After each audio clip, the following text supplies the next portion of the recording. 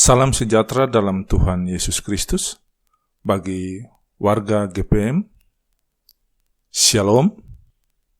Renungan ibadah unit kita di hari ini terambil dari Kitab Kudus Perjanjian Lama, Rut pasal 2 ayat 1 sampai ayat yang ke-23. Dengan judul renungan Allah yang memelihara kehidupan. Persekutuan unit yang terkasih, nama Rut dalam bahasa Ibrani artinya belas kasih. Dan sesuai dengan namanya, Rut juga beroleh belas kasih dari Tuhan setelah ditinggal mati suaminya. Rut memutuskan untuk tetap setia mengikuti mertuanya yang juga seorang janda. Mereka hidup tanpa seseorang yang dapat menjamin hidup mereka.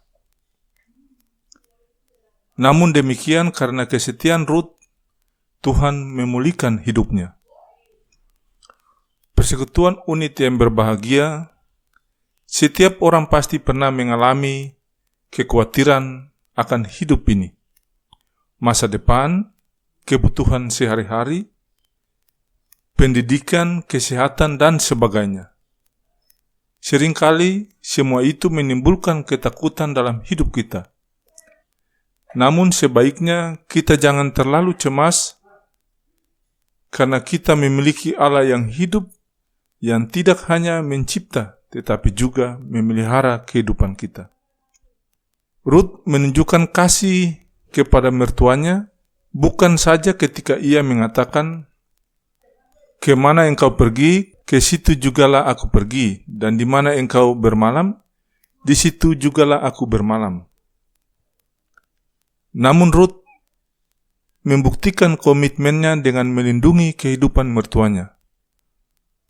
Rut tidak bekerja untuk menghidupi dirinya sendiri, tetapi ia membawa pulang hasil kerjanya, yaitu bulir-bulir jelai yang didapatkannya, untuk memberi makan mertuanya. Di sini terjalinlah persekutuan yang saling menghidupkan antara dua orang perempuan yang sama-sama menjanda. Setelah tinggal di Bethlehem bersama Naomi, Rut pergi memungut bulir-bulir jelai di ladang. Ia bekerja di belakang para pemetik atau penuai hasil panen. Sebab menurut aturan di Israel, janda atau orang miskin hanya boleh memungut sisa-sisa jelai di belakang mereka.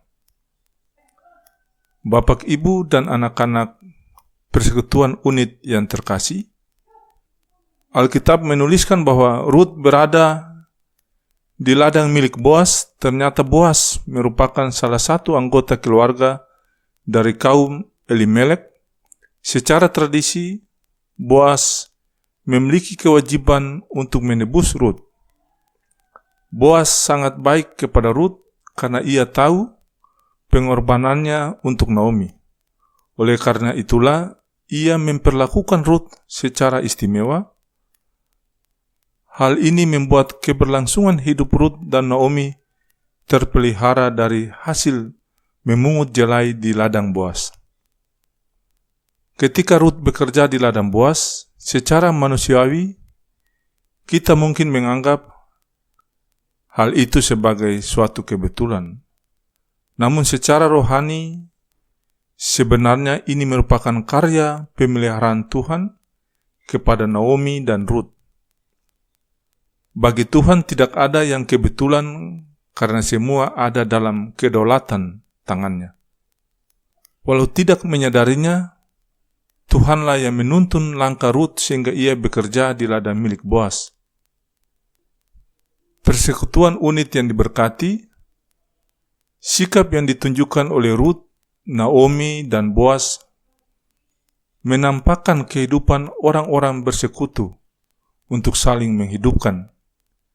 Sikap dan cara hidup seperti inilah yang sepatutnya diteladani oleh orang-orang percaya dalam membangun persekutuan hidup.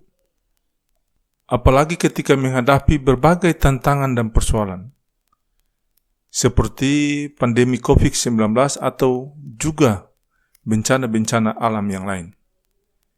Hidup yang rendah hati, setia pada komitmen, saling menolong dalam suka dan duka, rela berbagi dengan siapa saja yang membutuhkan, berlaku adil dan jujur, penuh kasih tanpa membedakan. Bapak, Ibu, dan anak-anak, persekutuan unit yang dikasihi Tuhan, jadi apapun yang kita alami, semua itu bukanlah kebetulan semata. Ada tangan Tuhan yang memelihara dan menuntun. Seharusnya hal ini memberi pegangan kepada kita agar tidak perlu khawatir terhadap hari depan dan segala persoalannya.